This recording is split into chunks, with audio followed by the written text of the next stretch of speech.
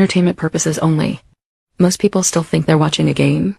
They don't realize they're witnessing the most complex military operation in modern history. What if every headline, every scandal, and every failure was part of the plan?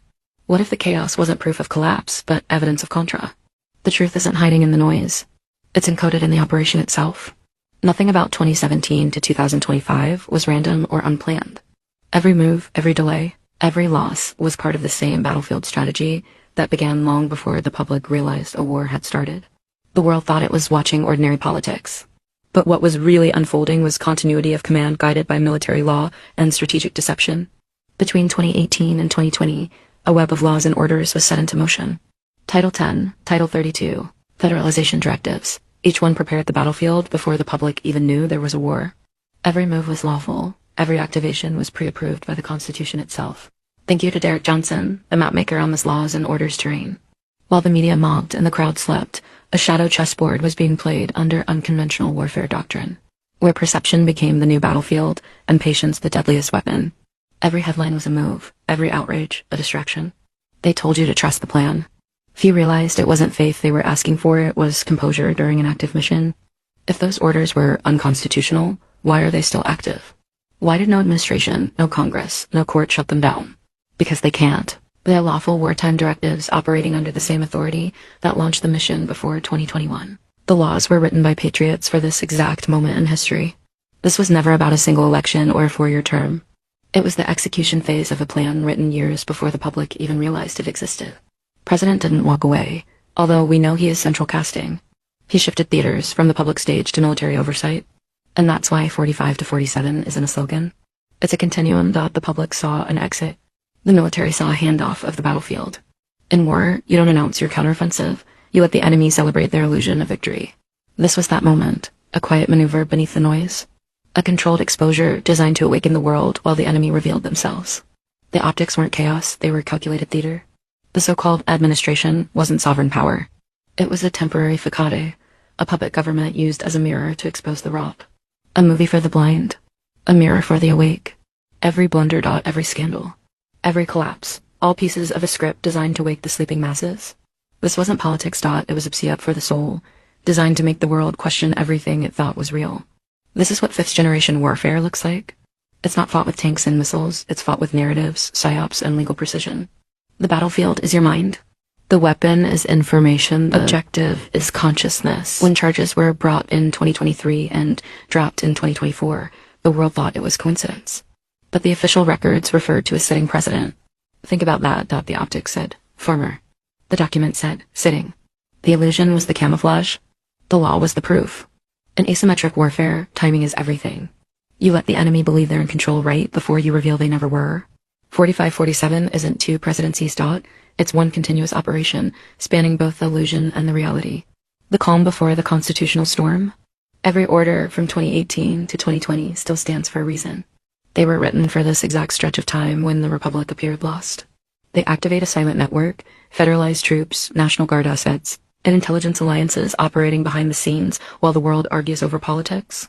They yell unconstitutional because they don't know what the Constitution actually says. They think freedom comes from politicians.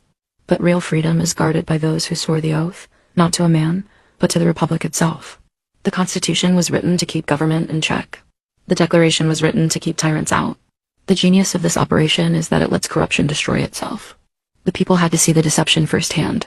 They had to live through the movie to recognize the actors. Because you can't tell someone they're enslaved. They have to feel it before they demand freedom. Sometimes you can't tell the public the truth. You must show them. So the show played out, not to punish the people, but to awaken them. Only when freedom is nearly lost does it become sacred again. This was never about politics, it was about shaking humanity out of hypnosis. A lesson written by chaos.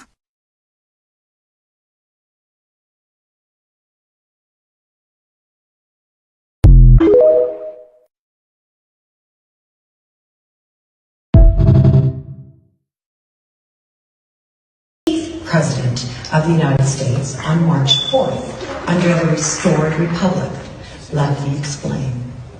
You believe you live in a nation called the United States of America. This nation hasn't existed since 1871, when this country ceased to be a nation and became a corporation belonging to the City of London. Every time you see an American flag with a gold fringe and gold tilt attached to it. It represents the corporation, not the country. Wow. This is the reason you can never make progress financially. This is why the law always seems to be against the average citizen, while the rich and the elite literally get away with murder and worse things.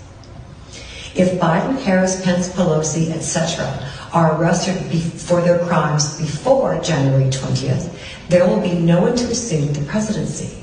Since Trump has not been certified as the presidential winner by Congress, he cannot remain president. If there is no president on January 20th, the corporation known as the United States of America will be dissolved. What? The military will then become the guardians of the nation during the transition. People will then have irrefutable proof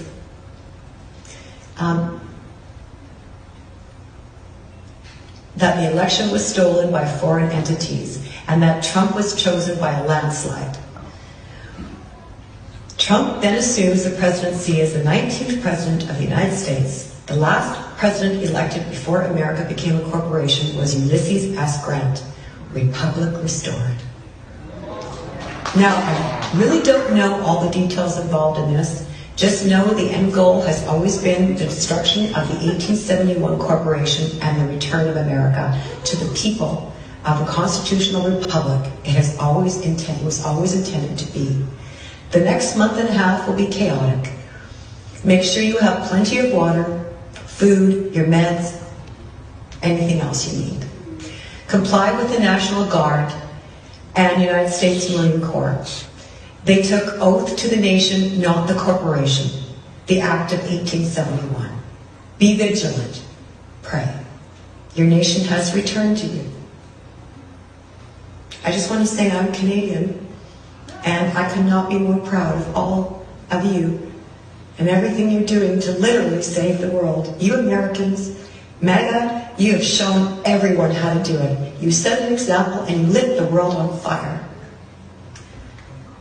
You're salt of the earth, and I love you. God bless America.